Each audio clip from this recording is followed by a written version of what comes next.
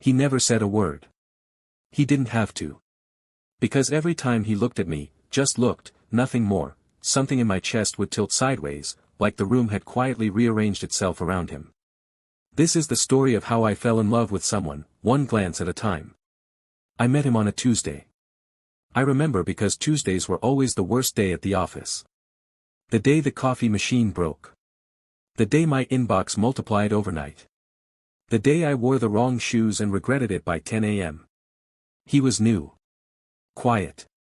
Sat 2 desks away with his sleeves rolled up and a habit of chewing the cap of his pen when he was thinking hard about something. I didn't notice him. Not really. Not at first. Until the moment I did. It was small. Nothing dramatic, nothing you'd put in a movie. I dropped a folder. Papers went everywhere, sliding under desks, drifting toward the window like they had somewhere better to be. And in the middle of that ordinary chaos, I looked up. And he was already looking at me. Not staring. Not awkward. Just, looking. Like he'd been looking before I even noticed, and hadn't thought to stop. I felt it before I understood it. That quiet little jolt, right under my ribs. I told myself it was nothing. Embarrassment, maybe. The papers. The mess. It wasn't the papers. Here's the thing about a slow burn. It doesn't announce itself. It doesn't kick down the door of your life and demand your attention. It seeps in. Quietly. Patiently. Like water finding every small crack you didn't know you had. For weeks, it was nothing. Small nothings. He'd hold the elevator 2 seconds longer than necessary. He'd remember I took my coffee black, no sugar, even though I'd only mentioned it once. He'd laugh at something I said, really laugh, head tipped back, and then catch himself, like he hadn't meant to let me see that. And every single time, there it was again. That look. I started to notice it wasn't a fluke. It wasn't one strange Tuesday. It was becoming a pattern I didn't want to name, because naming it made it real, and real things could be lost. We started staying late. Not on purpose, or that's what we told ourselves. He'd still be at his desk when I packed up, and I'd find some reason to linger. A file that needed finishing. An email that could wait but somehow never did. One night, the office empty except for us, the hum of the vending machine the only sound, he looked up from his screen and caught me watching him. Neither of us looked away. "You do that a lot," he said. "Do what?" "Watch me like you're trying to figure something out." I didn't have an answer. Because I was.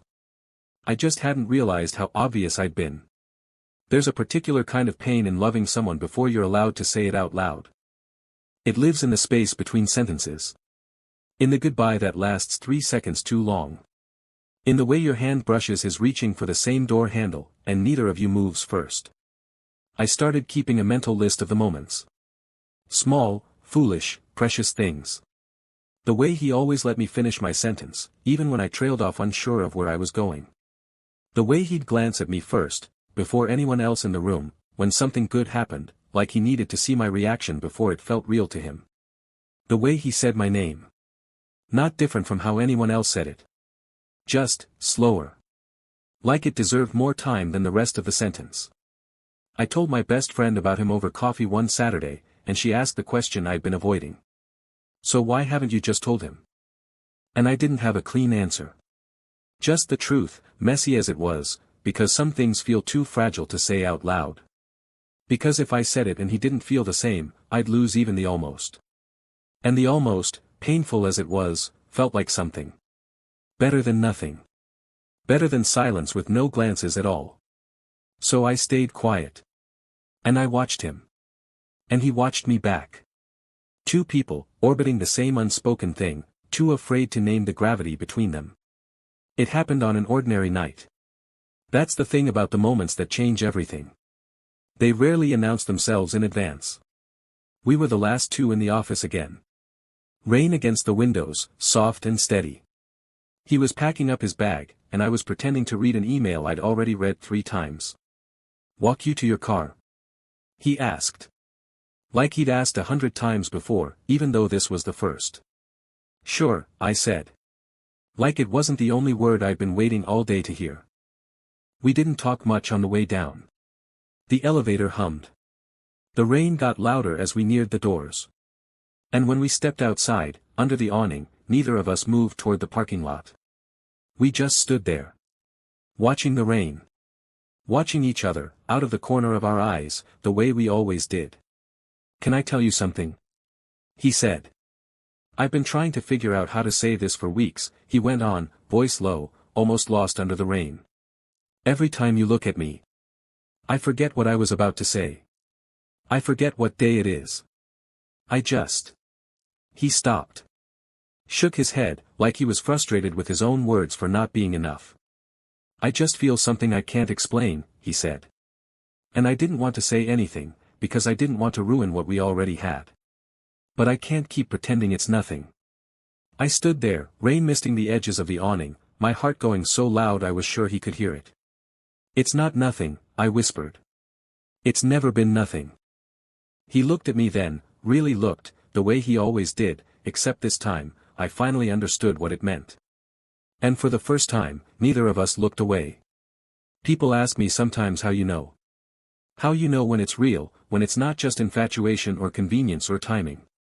And I tell them what I learned standing under that awning, rain falling around us like the world had paused just for a moment to let us catch up to ourselves. It's not the big gestures. It's not the grand declarations you see in movies. It's the way someone looks at you when they think you're not paying attention. It's the patience of someone willing to wait, quietly, for you to be ready. It's a feeling that builds so slowly you almost miss it, until one day, you can't imagine your life any other way. He still looks at me that way. Years later, over coffee in the morning, across a crowded room at someone else's wedding, in the middle of an argument we're both too stubborn to end. That look. The one that started it all. And every time, I still feel it, that same unexplainable something, right under my ribs. Some things, it turns out, you're not meant to explain. You're just meant to feel them.